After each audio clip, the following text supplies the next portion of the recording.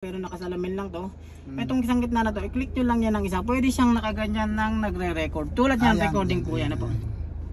Yan naman ay bukas, naka-off lang ang screen niya. Pag gusto nyo ibalik, i-touch nyo lang o kaya pindutin nyo lang, i-click nyo lang ulit. Pindot, touch. Huwag nyo lang ilolong press ito ng mga 5 or 6 seconds. Mamamatay po yung gawa ng switch po. Ito na po. Pindot po, alpas ka agad. Opo. Ngayon, ang lipatan niya dito, itatouch nyo siya kasi nawawala po ang ano niyan. Ayan, nawawala yan. Ito yun. Touch nyo lang, lalabas ang menu. Ito ang lipatan niya. Pwede siyang solong likod, harap, likod, sabay siya. Yan, nakita nyo. Blind spot yan yun, box yun, nagbabox yun, blind spot yan. Pwede siyang harap lang, pwedeng solong likod, harap, likod. Okay, swipe nyo lang, touchscreen naman yan. Ano po? Ngayon, dito po sa kanan sir ay brightness yan. Ano po? Dito sa kaliwa ay up and down yan. Naigiglide siya. Kung saan kayo komportable sa paggamit. Ganon din po sa harap yan na itataas yan. Opo, na ibababa. Taas baba, taas baba. Basta dito brightness po. Basta taas baba lang po yan. Sa dalawahan hindi po siya na-up and down na po. Pero ang brightness gagana yon.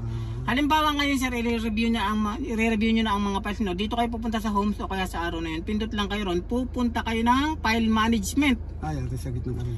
Video F, video B. Front back po yan. Naka-front siya. Ayan na ang record niya sa harap. Makikita nyo number ng plaka, date, time dyan. Balik kayo dito, pagpapanood nyo yung record sa likod, pindot lang kayo ron. Ayan, nag-uusap yung dalawa. Babalik po kayo ngayon dito. Pwede nyo i-lock ngayon ng isang video sir, pwedeng i-delete. Halimbawa, in-lock mo naman ng isang video, automatic yun, mawawala yun sa video B, papasok yun sa video lock. Yung kahit mag-overwrite na mag-overwrite sir, hindi mabuburo yun hanggat hindi nyo siya pinoformat or ina-unlock. Pero magkukonsume siya sa memory pag nakalock ang isang video. Pwede nyo siyang i-delete. Ayan, ng solo-solo. Pwede naman kayong mag-delete dyan, pwedeng hindi. Kasi continuous record naman po yan.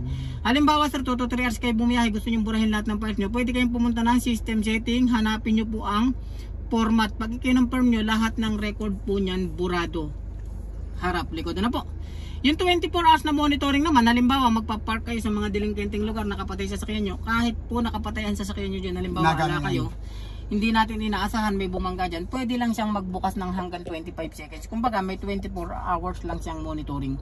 May backup battery siya na pang motion po niya. Ang paggamit nun, system settings, driving settings. Dito kayo pupunta sir sa driving settings, dalawa po kasi yan na po. Ang i-on nyo, dalawa, G-sensor at parking guard. Yung G-sensor, pag pinindot nyo po, ang lalabas po dyan, off, low, middle, high. Ganun din ang parking guard, off, low, middle, high. Ano po? Ngayon, para sir, mas malakas ang sensitivity niya, iha-high nyo siya parehas. Sa sensor pa rin. Opo, sa G-sensor at parking guard, iyahin nyo. Halimbawa naman, nakahayan, ala kayo, nakapatay sa sasakyan nyo, nagpunta kayong file management, may bumangga sa sasakyan nyo, automatic sir, papasok iyon sa video lock. Ano po? Ngayon, ang G-sensor at parking guard, paliwanag ko sa inyo, ginagamit lang yun pag magpa-park. For safety lang po ng sasakyan yun. Pag magpa-park lang. Pag naka-on kasi yun, ang bumibiyahe kayo, halimbawa, na hams kayo, pasok sa video lock, video, puno agad ang memory nyo rin. Mawawalan siya ng space. Ano po? Yung photo na to, yan naman po ang playback ng photo yan. Nakasama po siya sa file management, dyan lang naman yun. Ang blind spot detection naman yan sir. Halimbawa, may tao sa harap yan, sa likod, mga sasakyan. Bawat tao, bawat sasakyan nagbabox dito. Kumbaga, pag malapit na ang tao sa harap nito, nagsasalita naman ito. Pagka kayo nadidistract, smart driving, settings, SUV, alarm sounds. Yung naka-on po lahat ng sounds niya. Ano po yung pedestrian collision alarm? Yun po yung nagsasalita. Halimbawa, ito tayo, hindi po siya magbabak dito for record. Pipindutin nyo ang driving record. Pag pinindot nyo ang driving record, automatic bibilang uli ng 1 hanggang 3 minutes. Dire-diretso yan hanggang 4 hours sir.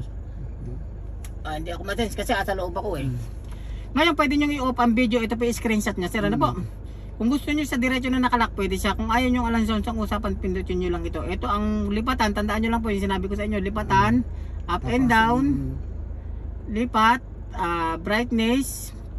Sa dalawa, hindi po siya naigagilad. Ano po? Ito ang wifi niya. Pag i-connect nyo sa may phone nyo, pindutin nyo lang iyon, magbe-verde yan. Sige, mampunta kayo sa cellphone nyo.